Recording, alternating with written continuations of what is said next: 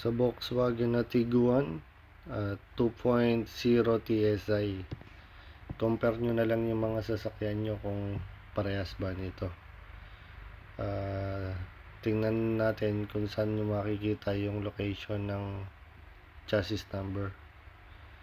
So dito lang siya makikita sa front right side. Compare nyo na lang kung parehas sila ng makina o kaya parehas ng body. Yan, check nyo na lang din. Makikita nyo dyan, yung clip na yan, tinanggal ko dyan sa may grill na yan. Yan, tatanggalin nyo lang yan, hugutin nyo. Tapos pag sinilip nyo dyan